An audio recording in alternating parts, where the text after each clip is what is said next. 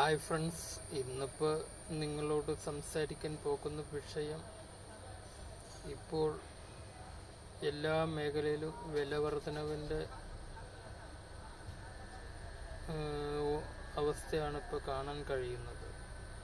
അതിൻ്റെ ഫലമായിട്ട് ഒരു ഓട്ടോ ഡ്രൈവർ മരണപ്പെട്ടു എന്ന് പറഞ്ഞു, ഫിനാൻസ് അടയ്ക്കാൻ കഴിയാത്തതിൻ്റെ പേരിൽ.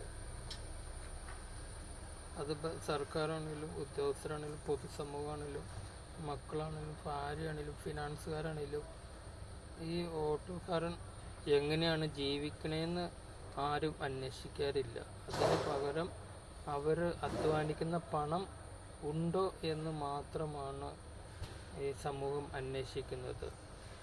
അപ്പോഴാണ് അത് താങ്ങാൻ കഴിയേണ്ടി വരുമ്പോഴാണ് ഇങ്ങനെയുള്ള ആളുകൾ മരണപ്പെടുന്നത്.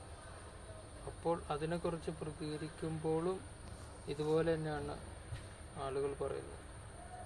അതാ പുള്ളി ആവശ്യമില്ലാത്ത പണി ചെയ്തിട്ടാണ് അങ്ങനെയൊക്കെ സംഭവിച്ചതെന്നൊക്കെ പറഞ്ഞു. അങ്ങനെ കളിയാക്കാനും പരിഹസിക്കാനും ഇഷ്ടംപോലെ ആൾക്കാരുണ്ടാവും. പക്ഷെ എന്താണ് പ്രശ്നമെന്ന് കേട്ട് അതിനൊരു പരിഹാരം ഉണ്ടാക്കാൻ ഇവിടെ ഈ സമൂഹത്തിൽ ആരുമില്ല.